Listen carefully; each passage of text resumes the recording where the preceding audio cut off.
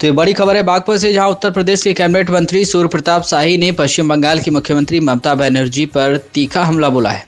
बागपत के IPS public school में आयोजित डॉक्टर भीमराव अंबेडकर सम्मान पखवाड़ा अभियान कार्यक्रम में शामिल होने पहुंचे मंत्री ने मीडिया से बातचीत करते हुए कहा कि मुर्शिदाबाद में हुई हिंसा के लिए ममता सरकार जिम्मेदार है। उन्होंने कहा कि इस हिंसा की जांच राज्यपाल कर रहे हैं और वह अपनी रिपोर्ट केंद्र सरकार को सौंपेंगे।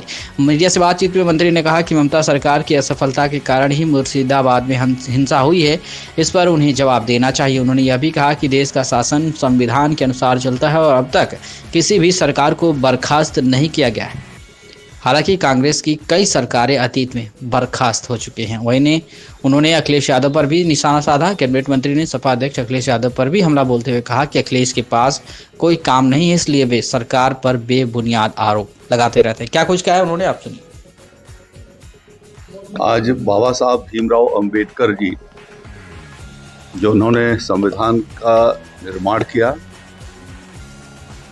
हमारे देश के गौरव हैं, उन्हें भारत रत्न से नवाजा गया है। उन्होंने सामाजिक विषमताओं को दूर कर और देश को आर्थिक और सामाजिक रूप से आगे कैसे बढ़ाई जाए, इसके बारे में अपने संविधान सभा के भीतर विचार भी व्यक्त किए, उसको संकलित भी किया। उनके जन्मदिन के अवसर पर भारतीय जनता पार्टी ने इस बात का निर्णय किया कि हम 2 सप्ताह तक उनके जीवन को लेकर के और लोगों के भीतर उसकी चर्चा करेंगे, उनके सामाजिक योगदान की चर्चा करेंगे।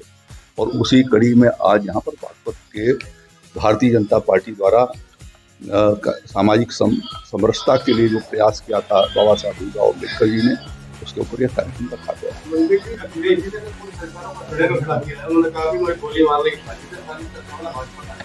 इसमें अखिलेश यादव अब अनर्गल किसी को भी आरोप लगाना चाहें तो लगा सकते हैं वो, और हमेशा उनका काम सिर्फ आरोप लगाना है और किसी भी आरोप के बारे में किसी प्रकार का जो है वो कोई न एविडेंस देते हैं न कोई साक्ष्य देते हैं।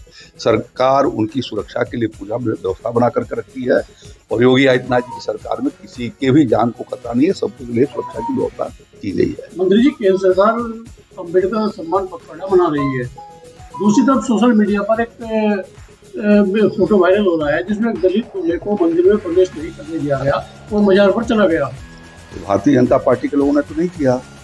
भारतीय जनता पार्टी के लोग सबका साथ, सबका विकास, समाज के सभी व्यक्तियों को साथ लेकर चलने वाले, और कहीं पर भी सभी मंदिरों में भी श्री राम जन्मभूमि स्थान के भव्य मंदिर का अयोध्या में लोकार्पण हुआ, वहाँ किसी को जात पूछ करके तो जाने का मौका नहीं दिया जाता।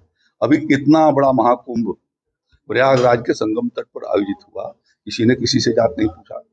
यदि यहाँ पर किसी ने कोई गलती की होगा तो उसके बारे में कानून के हिसाब से काम किया जाएगा, लेकिन उसको इस तरीके का आप जैसा कह रहे हैं, वो मैं चकित हूँ कि आप एक जिम्मेदार आदमी होकर के कैसे राणा संघा को लेकर जो है समाजवादी पार्टी जो है हमला हो रहा है। क्या राणा संघा को लेकर?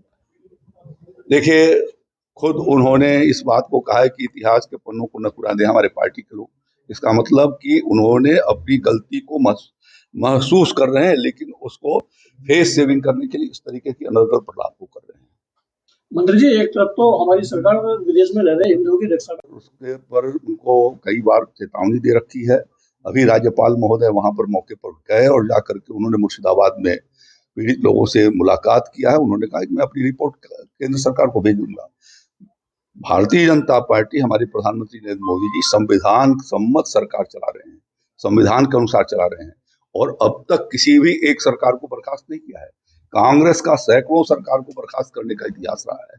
तो ये न हम उनको सिंपैथी ना चाहते हैं, लेकिन बंगाल सरकार को कानून व्यवस्था को बनाए रखने की जिम्मेदारी उनकी है। मुख्यमंत्री उसके लिए जवाबदेह हैं। उन्होंने नहीं मनाया, वो अपने उनकी सरकार उन जिम्मेदारियों का निर्वहन नहीं कर रही, ये उनकी असफलता है। Thank you.